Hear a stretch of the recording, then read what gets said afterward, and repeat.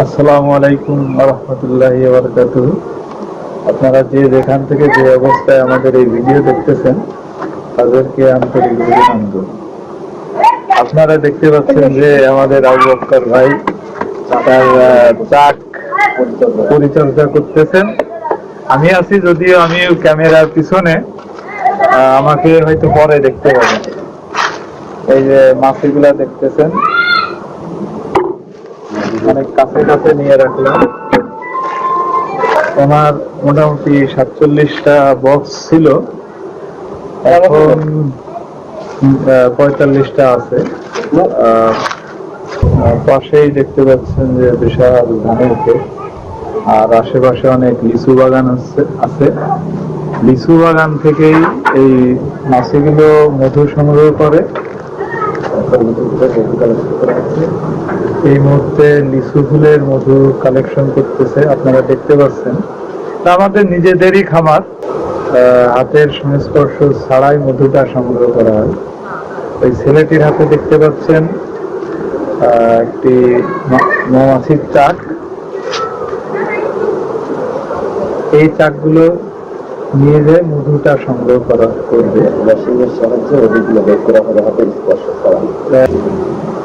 আপনারা দেখতে পাচ্ছেন এই যে একটি মশারির মতো একটা ঘেরা ঘর, এই ঘরে আর কি মধুটা সংগ্রহ হয়।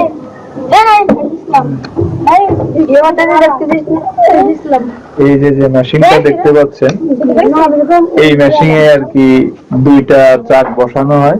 এরপরে এই যে হ্যান্ডেলটা দেখতে পাচ্ছেন, হ্যাঁ তুমি ঘুরাও, হ্যান্ডেলটা দিয়ে এইভাবে ঘুরে থাকে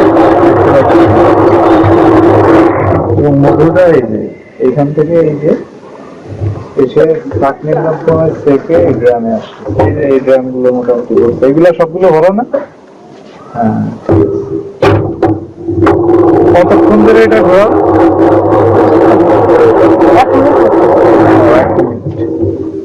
আর বেশি জোরেও তো না। এই দুইটা হয়ে গেছে, এই যে এখনো মধু পড়তেছে,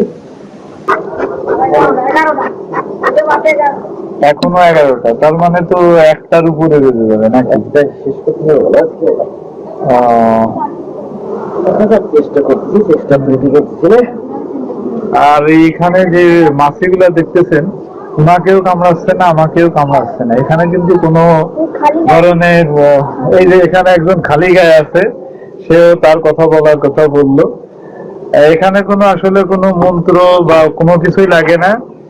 আপনি যদি কাউকে যদি একটা টুকা না দেন, সে কিন্তু আপনাকে টুকা দেবে না। ঠিক মাছের ক্ষেত্রে, মৌমাছি বা অন্য প্রাণীর ক্ষেত্রেও সেটাই হয়ে থাকে। আপনি যদি তাকে ক্ষতি যদি না করেন, সেক্ষেত্রে সে আপনাকে কামড়াবেন। এই যে দেখতে পাচ্ছেন অহরহ মাছি উড়ে বেড়াচ্ছে।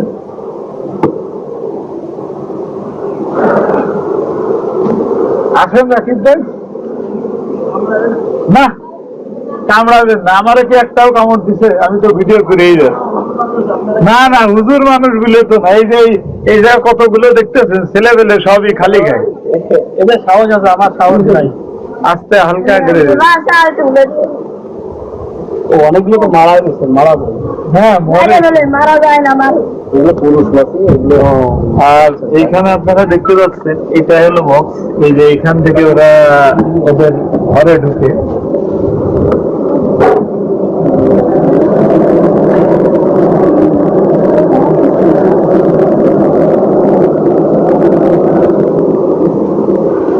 প্রত্যেকটা বক্সে কি নাম্বার দেয়া আছে? নাম্বার তো থাকবে। এখন মোট 45টা আছে নাকি? হ্যাঁ, 46টা। ও একটা আর কি ইয়ে হয়েছে।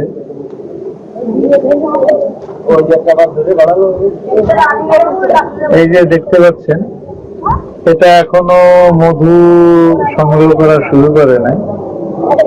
এটা হলো বেসিক, এটা মোমের মাধ্যমে স্ট্রাকচার করে দেওয়া হয়, তারপরে আর কি হয়। এটা পাক বানাই দেওয়া হয়েছে না? হ্যাঁ, বানাই দেওয়া। হ্যাঁ, হালকা ফাউন্ডেশনটা করে দেওয়া হয়, তারপর আস্তে আস্তে ওরা এটা বানায়। এই যে মাছি ঢুকতেছে বেরোচ্ছে, এই যে যেমন ওখানে ওর মধ্যে ঘোরাচ্ছে না, ড্রামের মধ্যে ঘোরাচ্ছে, ঘোরানোর সাথে মানে মধু দিয়ে, হ্যাঁ হ্যাঁ মধু বের, এই যে আপনার দেখেন এই যে না মধু আছে কিনা আপনি দেখলে বুঝতে পারবেন।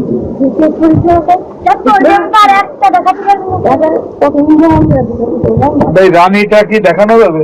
রানীটা দেখানো যাবে, চান্স থাকতে হবে, কখন যে লেগে যাবে এখন এই মুহূর্তে বলা যাচ্ছে না কোথায় আছে। পুরো বক্সের ভিতরে একটা রানী থাকে, তো যার কারণে জোরে বলেন।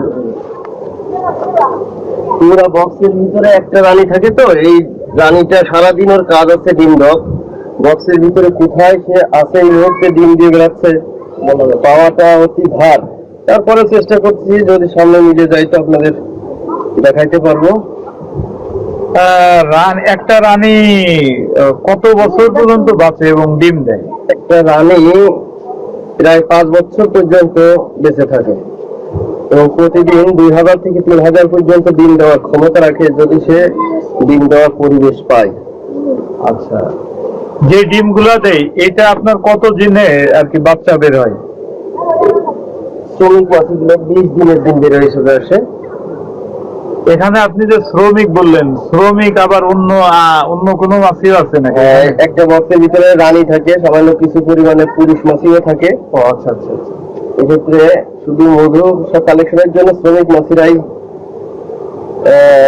মধু কালেকশন করে থাকে। কালেকশন করে তাদের বলা হয় শ্রমিক।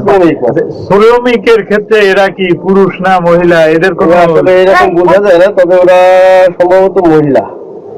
কারণ যে কোনো কারণে যদি পুরুষ বক্সে রানী শূন্যতা দেখা দেয় আর যদি কোনো উপায় না থাকে রানী পাওয়ার মতো কোনো ডিম না পায়, তো সেক্ষেত্রে দেখা যায় যে কিছু শ্রমিক মাছিরা ডিম দেওয়া শুরু করে।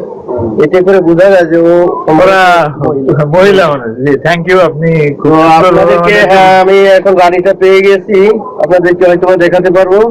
দেখি রানীটা চাকের একটু সাইডে আছে। না না আমাকে হ্যাঁ এই যে দেখতে পাচ্ছেন এই পাশে ঢুকে গেল নাকি? হ্যাঁ আপনারা দেখতে পাচ্ছেন একটু বড় সাইজের, কালারটা একটু অন্যরকম। অন্যগুলো তো ধরেন যে দেখতে পাচ্ছেন তো ডোয়া, কিন্তু ওটা ডোয়া না, পুরোটাই হলদে কালারের, কিন্তু জিনিস মানে একটু বড়। হ্যাঁ আর ওর পাখাটাও অন্যরকম, আপনারা হয়তো দেখতে পাচ্ছেন। ওর গায়ে আসলে হাত দেওয়াটা ঠিক হবে না, এটা হয়তো বক্সের ক্ষতি হতে পারে, আমি জানি না। গায়ে হাত দিলে কামড়ানো শুরু করতে পারে। হ্যাঁ হ্যাঁ হ্যাঁ এই তো আমি আসলে জানি না, তো ভাই উত্তর দিয়ে দিচ্ছে। আমাদের সাথে আছেন আবু বকর ভাই। নতুন একটা রানী এই মাত্র খুঁজে বেরোলো। এই যে আপনারা খুব ভালো মতো দেখতে পাচ্ছেন একটা মাছি। এই রানীটাকে এই বক্সে এখন রাখা যাবে না, রাখলে যে রানীটা এর আগে দেখলেন ওই রানীটাকে মেরে দেবে। কারণ একটা বক্সে একটা রানী বেশি, 2টা রানী থাকতে পারবে না। তো এই বক্সে ঘটনার পরে ওই রানীটা দুর্বল হয়ে যাওয়ার কারণে এই নতুন রানীটার জন্ম হলো। তো এই রানীটাকে ওই বক্সের ভিতরে রাখা যাবে না। এখন আপনি এই রানীটা তো দেখলাম হাতের ভিতরে রাখছেন, এখন কোন বক্সে? এই রানীটাকে আমি এমন একটা বক্সে দিব যে বক্সের ভিতরে কোনো রানী নাই, রানী শূন্য একটা বক্সের ভিতরে। হ্যাঁ চলেন আমরা সেটা দেখি। এই রানীটাকে নিয়ে নেবেন এবং এই রানীটার কোনো ক্ষতি হবে না। আচ্ছা আচ্ছা, বক্সের ভিতরে আসছে যার ভিতরে রানী নাই।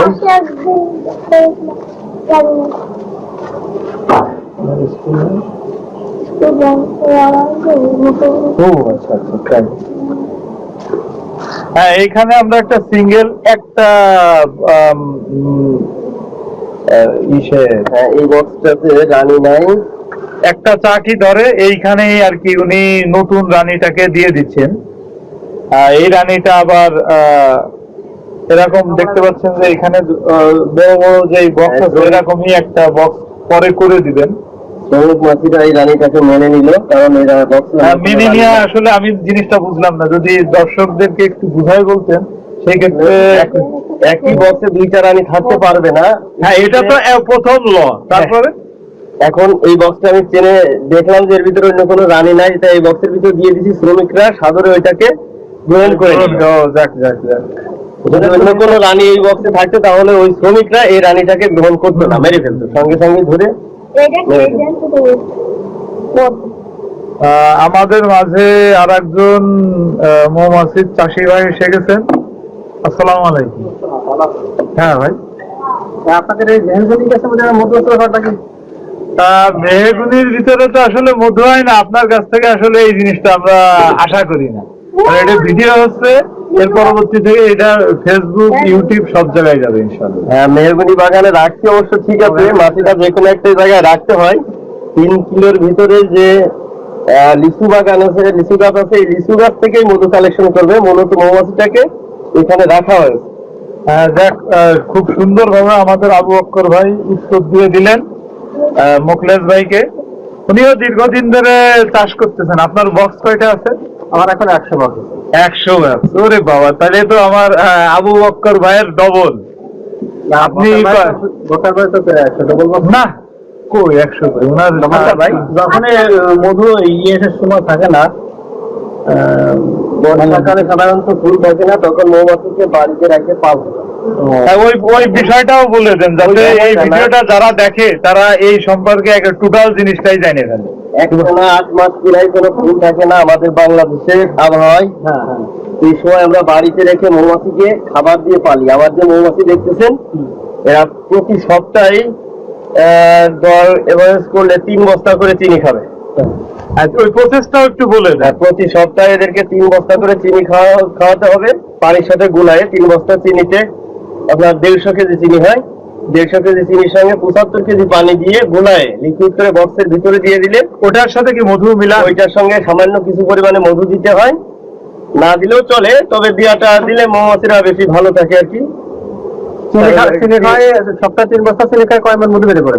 আমরা যে 3 বস্তা চিনি খাই, 3 ছটাক মধুও তখন হবে না। বা বছরে প্রায় 100 বস্তার বেশি চিনি খাবে। 100 বস্তার বেশি চিনি খেয়ে 1 ছটাক মধু আমাকে দেবে না তখন।